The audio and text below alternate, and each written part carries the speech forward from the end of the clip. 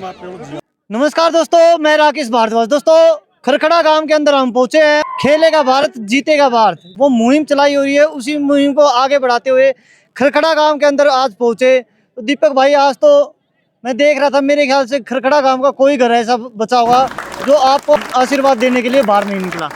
तो बहुत ही अच्छा लगा मुझे। मैं आज खरखड़ा गांव में आया। पहले तो ट्रैक्टरों से लेकर स्वागत करते हुए लेके गए चौपाल तक, और फिर वहाँ भी काफ़ी भारी संख्या में बड़े बुजुर्ग मातृशक्ति थी। और खेल का मैदान तो आपने देखा है, आप काफ़ी देर से देख रहे हैं, अभी तक खेल रहे हैं। सर्कल कबड्डी फाइनल मैच चल रहा है, तो मेरे लिए तो इससे खुशी की क्या बात होगी। इस सामाजिक सेवा के क्षेत्र में आया, वो भी खेल के माध्यम से मैंने अपनी शुरुआत की, तो मुझे तो बहुत मज़ा आ रहा है। तो दीपक भाई, ग्राउंड के अंदर तो देखो वो प्यार हम सब देख रहे थे, वो प्यार मिल ही रहा। लेकिन आज सड़कों पे जब आपके साथ एक अलग ही काफिला चल रहा था, बाइकों पे थे, ट्रैक्टर आप खुद चला रहे थे, अलग ही जो है फीलिंग आ रही थी। तो इस प्यार के लिए खरखड़ा वासियों को क्या कहना चाहोगे? मैं खरखड़ा वासियों का तहे दिल से धन्यवाद करता हूँ। हमेशा मैं इनका आभारी रहूँगा, क्योंकि एक अकेले खेल के मैदान की बात करें तो प्यार हमेशा मिलता रहा है और मिलता, अब मुझे लगता है आगे भी मिलता रहेगा खिलाड़ी के तौर पर। लेकिन एक राजनीति में आने के बाद एक सामाजिक सेवा के क्षेत्र में ये प्यार मिलना, ये बड़े ही सौभाग्य की बात है। तो राजनीति से आप दूर नहीं हो, बिल्कुल। उसके लिए भी अपील हो रही थी, वोटों के लिए भी है। हाँ, आने वाले समय में कि हो सकता है टिकट भी आप लेके आओ, तो वो प्यार और साथ इसी तरीके से मिले जैसा आज मिल रहा था। देखो, मैंने ये अपील नहीं की कि मैं कि मतलब वोट देना, आज तो मैं वोट के लिए आया ही नहीं। ये जरूर बोला था कि अगर पार्टी कहीं से मुझे मतलब मेरे ऊपर हाथ रखती है, पार्टी की तरफ से मुझे आगे बढ़ाया जाता है, तो फिर मैं आप लोगों की सेवा जैसे अब कर रहा हूँ, इससे भी कई गुना ज़्यादा आप लोगों के बीच में रहकर 24 में से 20-20 घंटे आपकी सेवा कर सकता हूँ। क्योंकि इन हाथों ने और इस शरीर ने पूरी जिंदगी तपस्या ही की है, पीछे मैं हटूंगा नहीं। दीपक भाई, जो ये शोर यहाँ सुन रहे हो, वो आप जब खेलते थे वहां सुनते थे। कितनी खुशी होती है जब ग्राउंड के अंदर किलकारियां इस तरीके से लगते, खिलाड़ी खेल रहे हैं और यही खिलाड़ी आगे बढ़ के जो हमारे देश का नाम रोशन करेंगे। देखो, यही तो मुझे करना था, इसलिए मैंने ये पहल शुरू की थी कि हर गांव, हर घर से, हर गली कस्बे से खिलाड़ी आगे बढ़े। क्योंकि मैं चाहता हूँ कि मेरे जैसे दीपक हुड्डा इस हरियाणा प्रदेश, इस महम की माटी से हजारों दीपक हुड्डा निकले। मेरे भाई नीरज चोपड़ा जैसे स्टार खिलाड़ी इस माटी से, महम की माटी से बाहर निकले। क्योंकि हरियाणा प्रदेश के इन गाँव से ही प्रतिभा निकलती। गाँव में की मिट्टी में एक एक कण कण में प्रतिभा का लोहा मनवाते हुए खिलाड़ी बसे हुए हैं, बस उनको आगे बढ़ाने की ज़रूरत है। इसलिए मैंने मुहिम शुरुआत की थी, और इस मुहिम के साथ साथ जनता का, बड़े बुजुर्गों का आशीर्वाद भी मिल रहा है। तो ऐसे बात तो मुझे ऐसे लग रहा है कि शायद इस राजनीति के क्षेत्र में मुझे इन लोगों का प्यार कई गुना ज़्यादा मिलने वाला है। तो ऐसे बात तो मुझे ऐसे लग रहा है कि शायद इस राजनीति के क्षेत्र में मुझे इन लोगों का प्यार कई गुना ज़्यादा मिलने वाला है। ये मुहिम हर घर तक पहुंचे, उसके लिए कहीं ना कहीं एक और पूरी टीम तैयार की है कि जो खिलाड़ी घर के अंदर बैठे हैं, अभी तक उनके पास आपका मैसेज नहीं पहुंचा, उनको भी जागरूक करने के लिए एक टीम मैदान में उतारने जा रहे हो। हाँ, मैंने उसके लिए भी प्लान तैयार किया है। जल्दी ही मैं चाहूँगा कि मेरी टीम हर घर तक जाए, एक डाटा तैयार करे हर गांव में, हर घर तक, कि जो खिलाड़ी असमर्थ हैं या और जो मेरे भाई किसी भी क्षेत्र में अच्छा करना चाहते हैं, पढ़ाई के क्षेत्र में, और वो अभाव की वजह से पिछड़े हुए हैं, तो इसके लिए मैंने पहल की शुरुआत और सोच रखी है, और जल्दी ही 1 वीक के अंदर शुरू हो जाएगी। तो ये मेरा जो कहना था वो कथनी में फ़र्क नहीं रहेगा। हर घर, हर कस्बे, हर मोहल्ले से खिलाड़ी निकलेंगे और आगे बढ़ेंगे। हमारी सरकार हर खिलाड़ी की या कोई भी अभाव, सबकी समस्याएं साथ के साथ पूरी की जा रही हैं। हमारे आदरणीय मुख्यमंत्री श्री नायब सिंह सैनी जी ने सभी अधिकारियों को निर्देश दिए हुए हैं कि जनता, कार्यकर्ता हो या जनता हो, कोई भी अब दुखी नहीं रहेगा, सबकी समस्या का निवारण साथ के साथ किया जाएगा। मैं तो जो मेरे बड़े बुजुर्ग मातृशक्ति, जो मेरा आम जन मुझे जो भी समस्या बताता है, मैं आगे अधिकारियों को बोलता हूँ, तो साथ के साथ हल हो रही है। मेरे लिए तो बहुत मतलब खुशी की बात है कि सबकी समस्याओं का निपटारा साथ के साथ हो रहा है।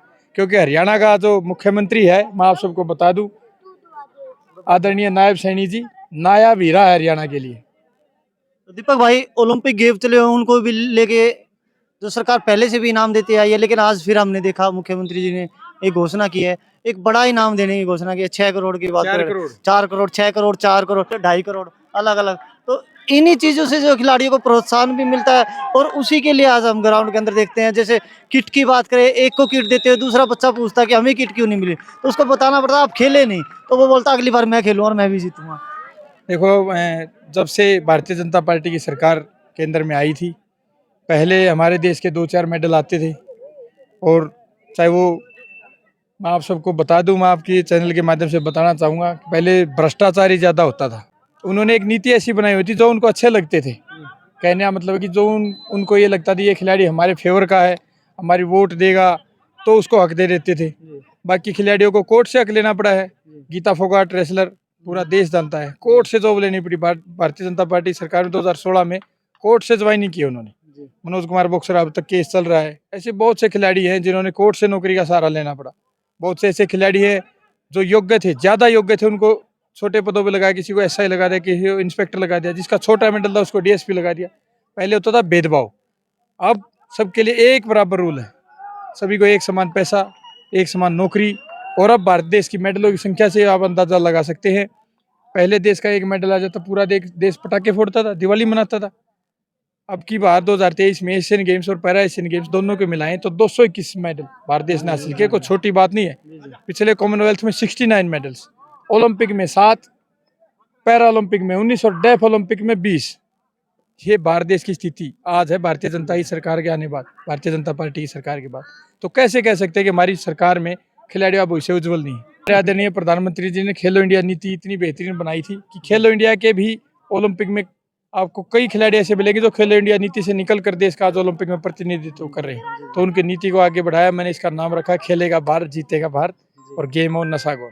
दीपक जी बढ़ते रहिए इसी तरीके से आगे से, और इसी तरीके से आपको प्यार मिलता रहे। सरपंच साहब हमारे साथ है खरखड़ा गांव से। सरपंच साहब किसी भी गांव में जाते हैं कि सरपंच क्योंकि गांव का प्रतिनिधि करता है, उसके बिना कोई मुहिम जो आगे नहीं बढ़ पाती। भरपूर प्यार मिला और खरखड़ा गांव के अंदर आज आगे देखा कि इतनी भीड़ थी, मात्र शक्ति हमारी सैकड़ों की संख्या में थी। तो कहीं ना कहीं आप लोगों की भी है मेहनत। सबसे पहले आपके श्रोताओं YBP चैनल के सभी दर्शकों को मेरा नमस्कार। और आपके इस माध्यम से मैं कहना चाहता हूं कि पहले तो मैं दीपक भाई जी का अपने गांव में तहे दिल से करते हैं स्वागत। दूसरी बात जो आपने जो बताई है कि भाई ये खेल कहीं सीमित नहीं होता है, हर गांव से हर घर से रिलेटेड है। बिल्कुल। तो प्यार तो देखो, कोई भी खिलाड़ी जब मैदान में मिट्टी में उतरता है तो प्यार तो माँ बाप का लेके पूरे गांव का होता है। और दीपक भाई जी यहाँ आए हैं, कोई मेहमान नहीं है, ये हमारे गांव का ही बच्चा हम मानते हैं, अपने दिल से अपना भाई मानते हैं। आज जो भी प्यार और जो सम्मान दिया गया इनको, भाई देखो एक अंतर्राष्ट्रीय खिलाड़ी होने के नाते भी वैसे भी हमारे जो हरियाणा की शान है, तो भाई प्यार तो मिलना चाहिए। जी। तो धन्यवाद सरपंच साहब, जो प्यार मिलना चाहिए तो वो प्यार जो है आज खरखड़ा गांव के अंदर दिखाई भी दिया। तो मनोज जी, भाई साहब मैं बताना चाहूँगा आपको, यह मुहिम दीपक भाई ने शीसर गांव से चलाई थी। खेलेगा भारत जीतेगा भारत। आज 14वां 15वां गांव है जो खरखड़ा गांव में ये मुहिम पहुंची है। और खरखड़ा गांव ने इतना ज़बरदस्त तोड़ पाड़ दिया दीपक भाई ने। ट्रैक्टर पे फूल मालाओं से, मोटरसाइकिलों से, डीजे के साथ हैं। मैं तो धन्यवाद करूंगा सरपंच साहब का, राजू का, पूरा ग्रामवासियों का ने तोड़ पाड़ दिया। मेरी बहनें थी, महिला थी, सारी गदगद हो रही थी। है मन तो पूरी खुशी हुई। आज दीपक भाई ने खरखड़ा गांव की पावन धरा पर दीपक भाई पूरा गांव ने पलकों पे बैठा है।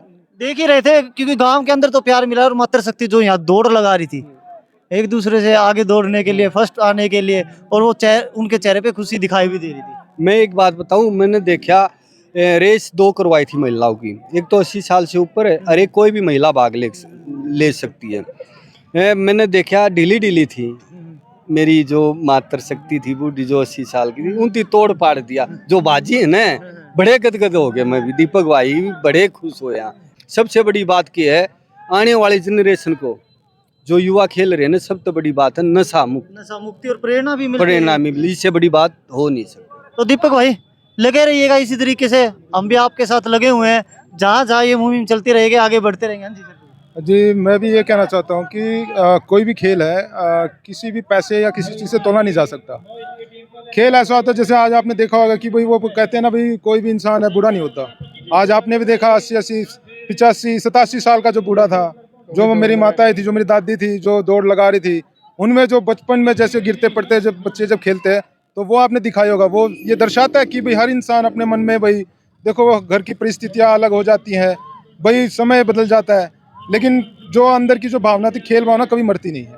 तो जैसे दीपक भाई जी आए हैं, हम तो यही कहते हैं भाई भगवान इनको और लंबी आशीर्वाद दे और हर चीज़ में इनको सफलता प्राप्त करे। जी, तो दोस्तों वीडियो को ज़्यादा से ज़्यादा शेयर करें और ये मुहिम जो दीपक भाई ने चला रखी है, आप लोगों की भी ड्यूटी बनती है, आप इस मुहिम में आप लोग जुड़े और आप अपने आस पड़ोस में जो खिलाड़ी है, जो बच्चे हैं, उनको जो है इसके लिए प्रेरित करें कि वो भी इस मुहिम में जुड़े और इनको जो हौसला मिले और आगे बढ़ते रहे।